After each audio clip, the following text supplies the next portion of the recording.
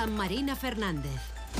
Passen 6 minutets a 2:45 del matí. Puc saludar a aquesta hora el Gerardo Pisarello, secretari quart de la Mesa del Congrés, diputat dels Comuns de Sumar. Senyor Pisarello, què tal? Bon dia. Què tal? Molt bon dia.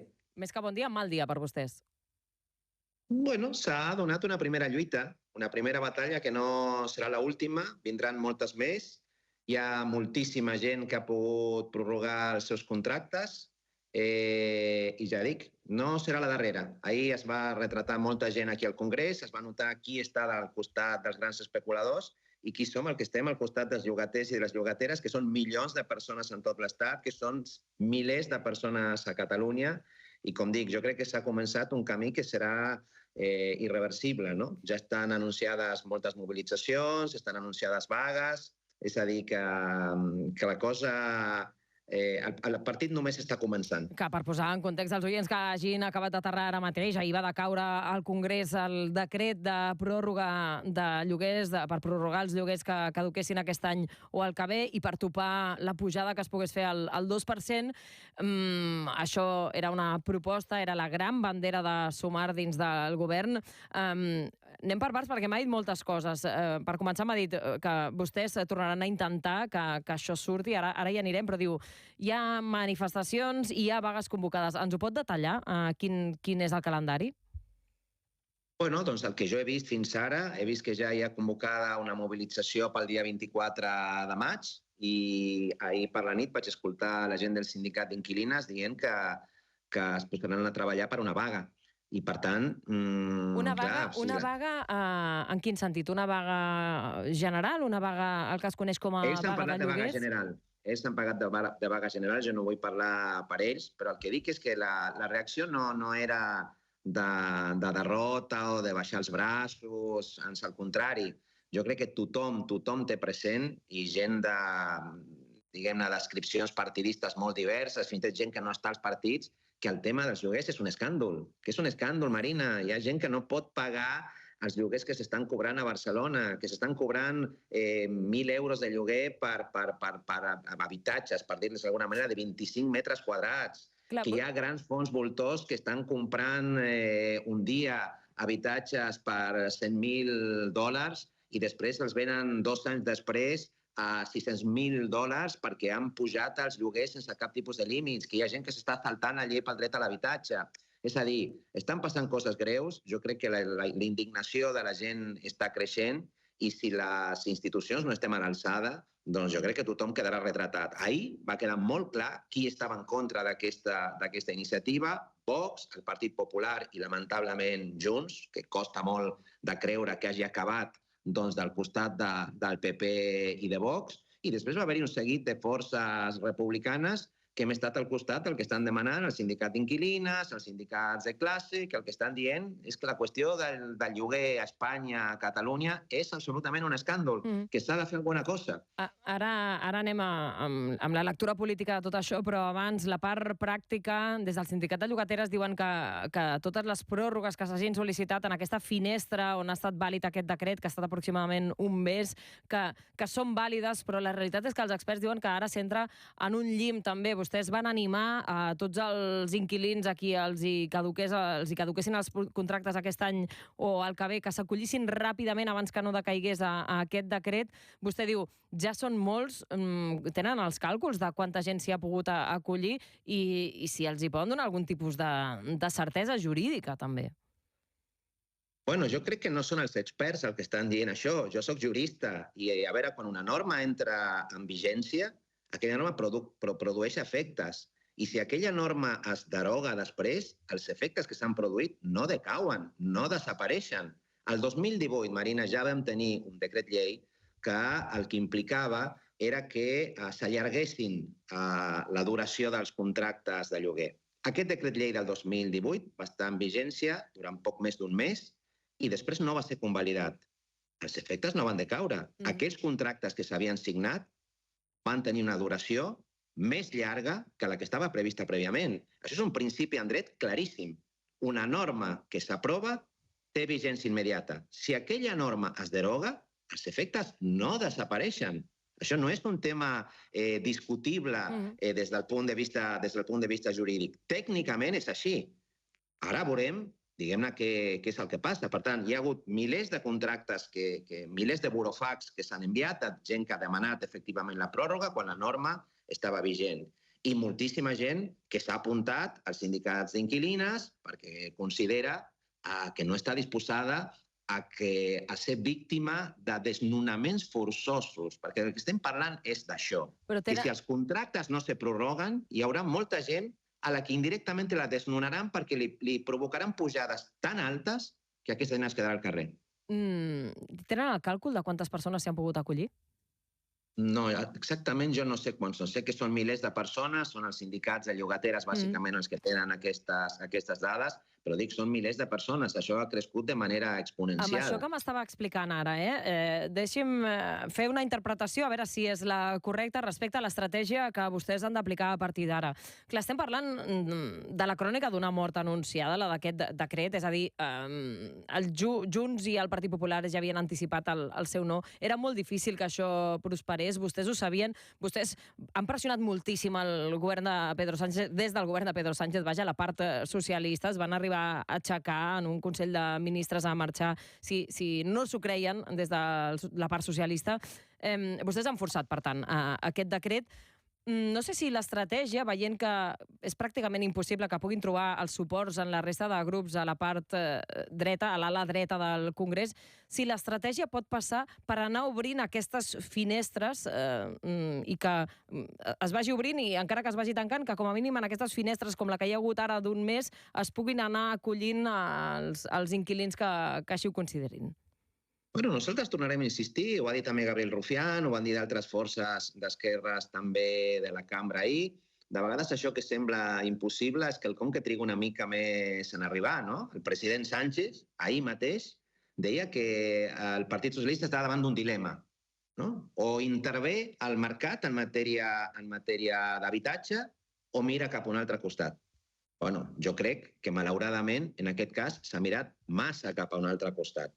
El Partit Socialista tenia elements per implicar-se més en aquesta negociació, per plantejar des dels seus ministeris, que toquen temes d'Hisenda, que toquen temes fiscals, etc., poder entrar en algun tipus de negociació amb Junts. És veritat que Junts sembla ser que ha tornat a ser, diguem-ne, el partit que sempre vota del costat dels grans propietaris, que sempre vota contra els llogaters i les llogateres, i que ja dic, de moment semblaria ser que està en Vox i amb el PP. Veurem el preu que Junts paga per tenir aquest tipus de posicionaments. Clar, aquí també hi ha un problema afegit, que és que no sé si el fet que Yolanda Díaz els hagués posat l'etiqueta de racistes, de classistes, que això va portar a una ruptura de les relacions per part de Junts amb vostès, si això facilita que vostès puguin seduir Junts, que els puguin arribar a convèncer. Nosaltres, molts de nosaltres, vam mantenir les vies obertes fins l'últim moment. Molts de nosaltres portem anys al Congrés. No només vam aprovar normes que eren molt importants per gent de Junts, l'amnistia, etc. I, per tant, el diàleg aquest hi és. Però ahir el que es deia, a mi em sonava excusa. Em sonava que estava parlant gent que havia decidit convertir-se en portaveu de la patronal immobiliària. Directament. Gent que no tenia un mínim d'humanisme. Vostè va escoltar Marina parlar a la gent del Partit Nacionalista Basc, que ahir es van abstenir, però el Partit Nacionalista Basc és un partit social-cristià, que té un mínim d'humanisme, que entenga el que significa això. El que està dient Junts és una vergonya. El que està dient Junts és proposar-nos un país on milers i milers de catalans visquin en condicions d'esclaus, pràcticament.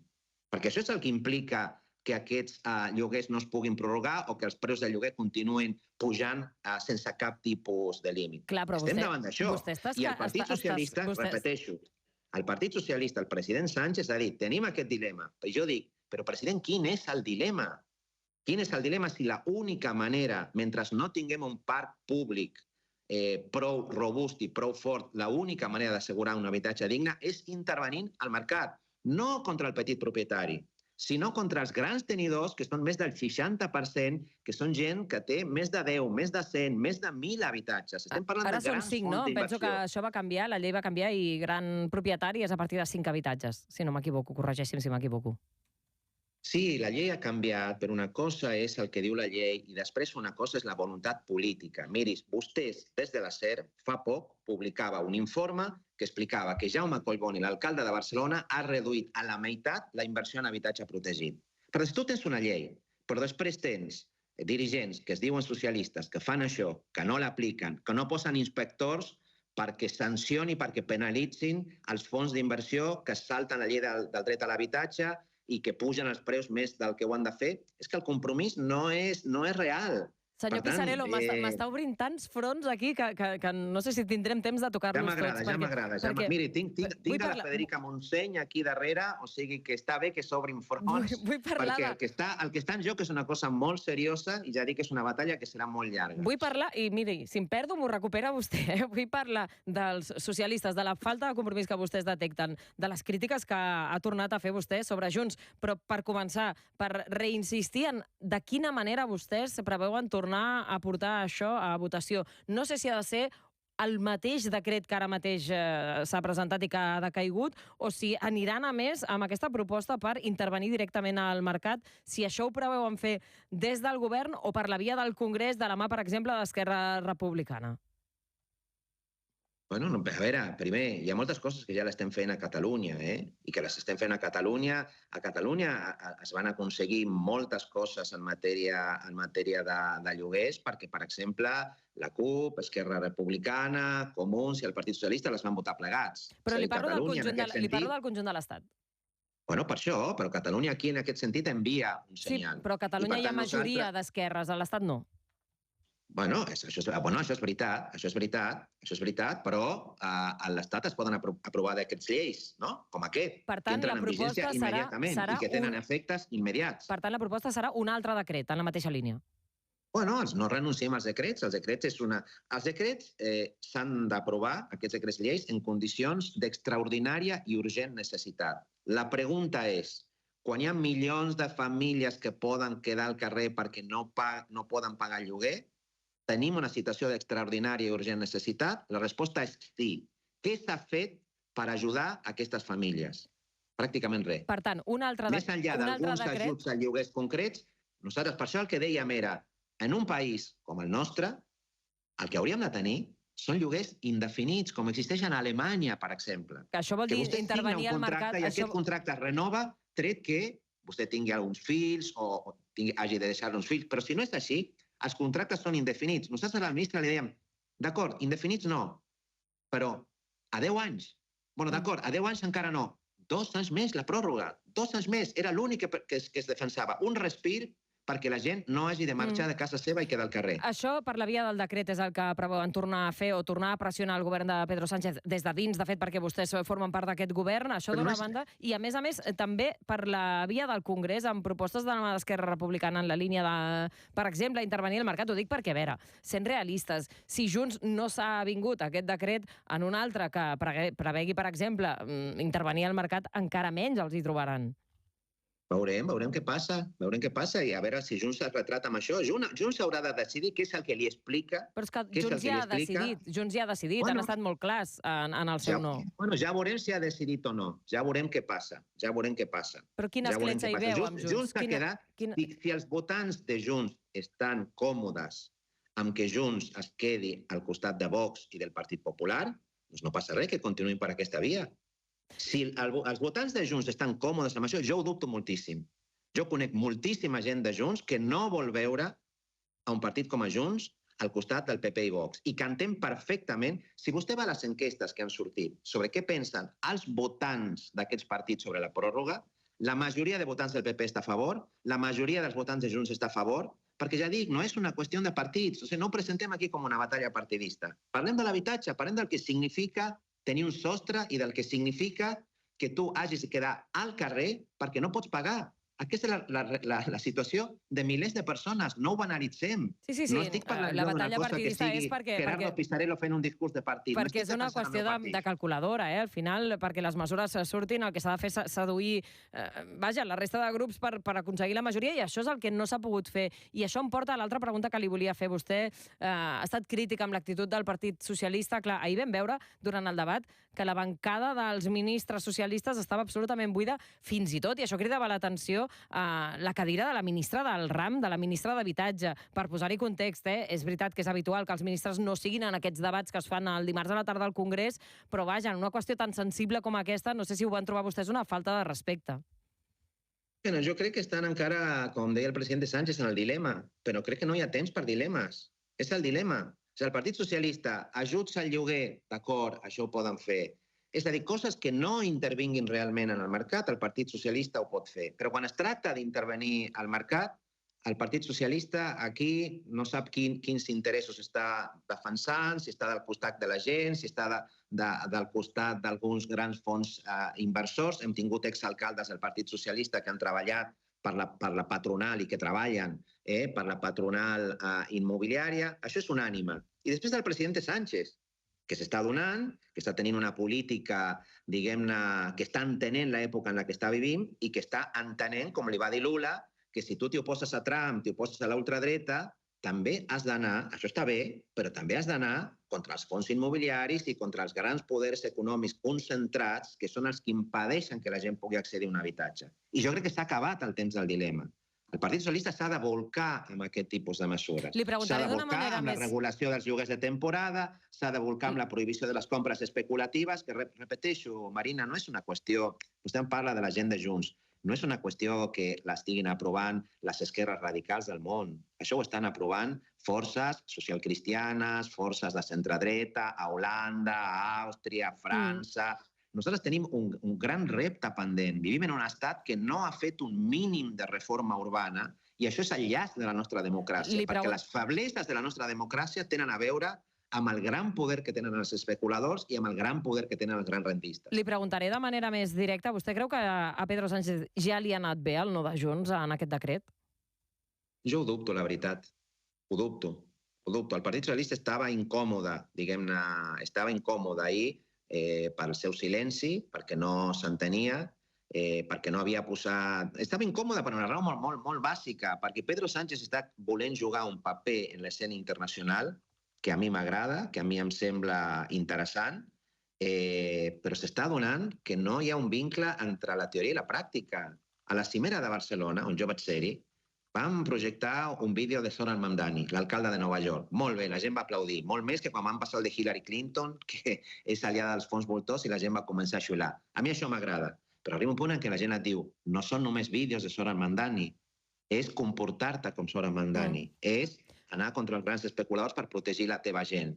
Per tant, el Partit Socialista també patirà, diguem-ne, amb això. Perquè si el Partit Socialista vol que les esquerres i les forces progressistes tinguem la possibilitat d'aturar PP i Vox, i sobretot, si de veritat volem ser fidels a la gent a la que ens hem compromès a representar, cal més valentia, cal més determinació. I cal entendre que el dret a l'habitatge no es pot garantir si alhora no es va contra l'especulació que està prohibida per la Constitució. Per tancar el capítol del decret d'habitatge, clar, vostè ara mateix ha dit que a Junts li falta humanisme, és a dir, ha tornat a fer servir paraules gruixudes contra el partit de Puigdemont, diu que és una vergonya, que no tenen humanisme, venim de, li deia Yolanda Díaz, dient-los racistes, classistes. Vostè ho pensa tot això, de Junts, que és un partit racista, que és un partit classista i que no té humanisme? Jo no crec que Junts sigui un partit racista. A veure, si vostè em pregunta a mi com a demòcrata, jo no vull que Junts per Catalunya es converteixi en Aliança Catalana. No ho vull. No ho vull. Hi havia una època en què Junts tenia gent com el Carles Campuzano, que ara ja no és a Junts, però que era gent que tenia un cert esperit socialcristià, que era capaç d'entendre que en una situació d'emergència habitacional cal fer coses urgents. Jo no vull que Junts sigui això. Jo no ho gaudeixo. Jo, quan veig a Junts defensant les posicions que defensaven avui, no aplaudeixo ni ho celebro. Ans al contrari, em sembla que és una tragèdia per nosaltres com a país. Però les coses com són. Hi ha excuses que ja no s'acaben de creure. Clar, però m'està dient una cosa i la contrària. És a dir, m'està dient que Junts per Catalunya s'assembla a Aliança Catalana, però que no és un partit racista ni classista. Llavors, vostè no considera que Junts sigui un partit classista ni racista? No dic que s'assembli, dic que Junts està caminant cap a posicions que s'assemblen a l'Aliança Catalana, potser perquè se sent pressionat per Aliança Catalana, i que Junts en altres èpoques ha fet coses diferents. Durant el procés, Junts aprovava normes en defensa del dret a l'habitatge. Ho feia. Es posaven davant de pancartes que deien Welcome Refugees. Això ho feien. Però llavors, si han abandonat aquesta posició i són, diguem-ne, la força de centredreta que normalment no ha construït habitatge públic a Catalunya, que s'ha negat a regular els lloguers, aquí tindrem un problema, però llavors ells hauran de respondre davant de les seves bases. Jo el que dic és que no perdo aquesta esperança, que nosaltres continuarem parlant, obrirem els canals de negociació, però la gent no es quedarà a casa seva mentre això passi. No és que la gent esperarà que nosaltres negociem. La gent sortirà al carrer, la gent organitzarà vagues, la gent li demanarà, s'inscriurà i registrarà als sindicats de llogateres, la gent farà vagues, perquè és lògic, perquè és una situació desesperant. Volia demanar-li per un últim punt per aquesta controvèrsia que hi ha amb la decisió del govern de Salvador Illa d'enviar agents de paisà a determinats instituts catalans, a una 14ena, a centres d'alta complexitat. Clar, Fons d'Educació el que diuen és això s'ha pactat amb els ajuntaments on s'està aplicant. Un d'aquests ajuntaments és el del Prat. Diuen que fa mesos que hi ha converses. Això s'ha fet en connivència també, per tant, amb l'Ajuntament dels Comuns del Prat. Vostès en tenien coneixement d'això? Jo no conec, no tinc aquesta informació, no li puc respondre perquè no tinc aquesta informació, Marina. D'acord. Doncs Gerardo Pisarello, moltíssimes gràcies per haver atès el programa, aquesta conversa avui a l'Aquí Catalunya. Gràcies. Al contrari, una abraçada molt forta. Que vagi bé, adéu.